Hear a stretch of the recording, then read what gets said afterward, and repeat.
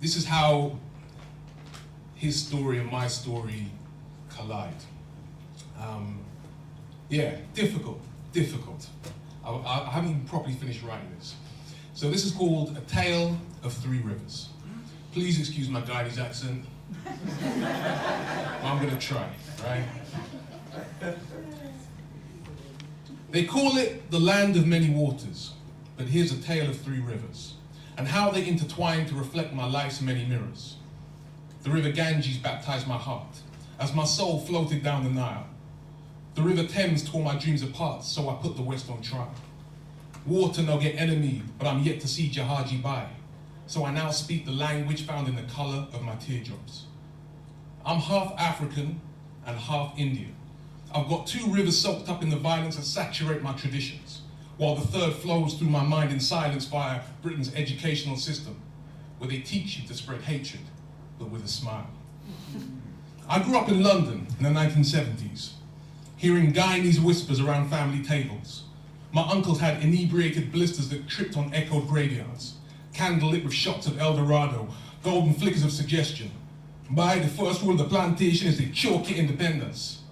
Then they rob you at election. We on a road of good intention, but you don't ever want to see when the cutlass slips. You don't ever want to hear the truth from a pundit's lips. Just pass me another drink and don't watch my sips. And this Winston Churchill cigar is superb. So mumbled my drunk Indian uncle one Notting Hill night, in front of plates of Chinese food and spilt Madeira wine. I laughed as he slurred to form a sentence from pre-Columbian times, for nobody at that table could speak their mother's tongue. He saw my childish giggles, drenched in English privilege. What did this little black boy from London know about the range or the village? About the rape or the pillage or the blood that sugarcane delivers? Son Chapman, Wismar, these are names I can't envisage. So with an emotional quickness, he sobered up. Oh, see, there's laugh when we talk about Guyanese freedom. You just think England give independence easy? One flag down, another flag raised? You don't know about the punishment and the price we pay. Africa and India went to war. And like a jag, he was raw. My peaceful waters got rocked by this stumbling stone. It rippled inside my system with self-destructive overload. My arteries attacked my veins. My heart strangled my lungs as the river Nile and the river Ganges fought to escape the lowest rung. Meanwhile, by the river Thames, we fed breadcrumbs to the swans. And it was on this day in 1980 that I first heard the name Cheddi Jahan. So between 1953 and 1964, Cheddi Jahan won 3 consecutive elections.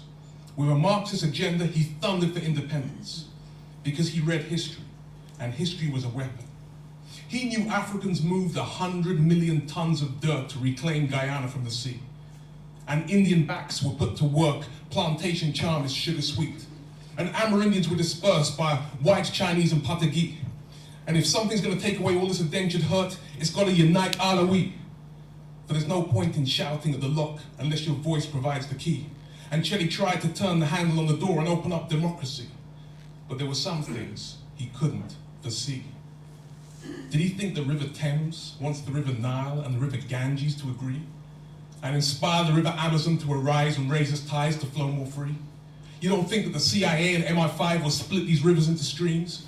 And while you're counting votes from those alive, you best count the number of the beast. Now watch your streams proportioned into trickles, leaving you hungry in the street. You can't take the cold water to the store when there's nothing left to eat. Come see your trickles reduced to droplets as everybody wants to leave. When the distrust of your neighbor is the only religion that we believe. Finally, your droplets form your tears as election fever disappears. I've seen all Guyanese drown their sorrows, 2 shots of rum with every beer.